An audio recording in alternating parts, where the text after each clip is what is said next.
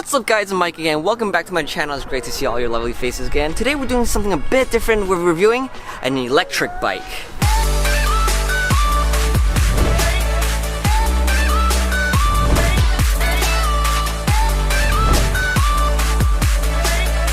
So today we're reviewing the RadMini. It is by Radpower, made in Seattle. I've seen a lot of RadMini reviews, but some I don't get the full information, so that's why I want to make this review. And mainly, I want to see if it fits in my car. I have a little sedan, so that's why. But if you have a hatchback or something bigger like a truck, SUV, it will definitely fit. But if you have a small sedan like I do, it might not. So we will see.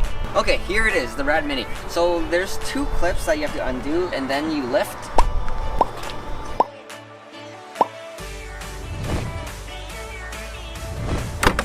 Okay, so we're gonna see if it fits in here. Oh. So it is pretty heavy. It's stuck!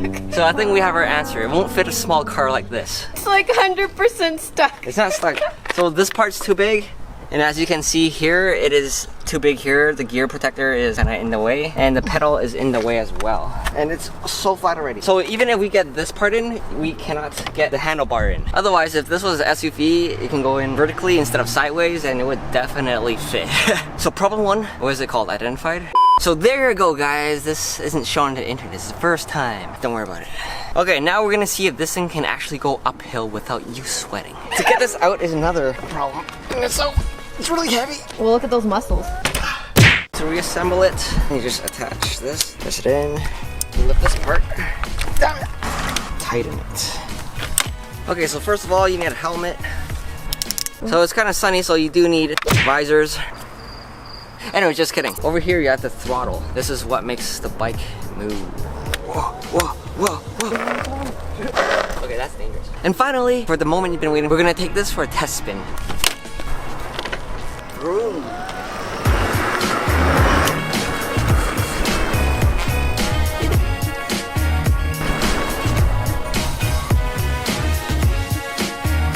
Okay, so I finally found a hill that's worth climbing, and it is this one up there. It is very steep, and we're gonna see if this little RadMini can actually live up to its name and power me through the hills. Without sweating, of course. Because most people try to use this as a vehicle to get to work and all that jazz, but yeah, we're gonna see if it actually works.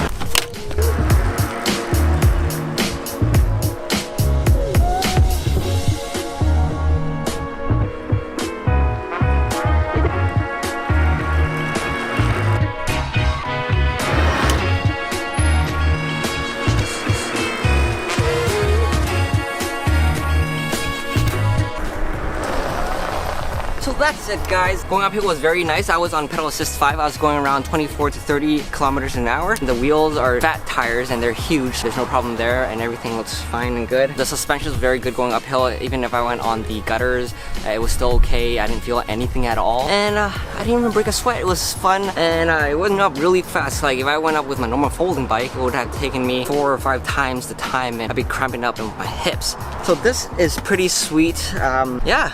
I really want this, but it's like $2,000 Canadian and $1,500 US. But I mean, if you can use it every day as a travel vehicle and negate the car insurance, don't forget about the gas money too. It might just be worth it. And let me know in the comments below if you want to see the RadRover or the Radcycle or any questions that you have about this bike. So yeah, that's a review. Like and subscribe. That's it for now, and we'll see you next time.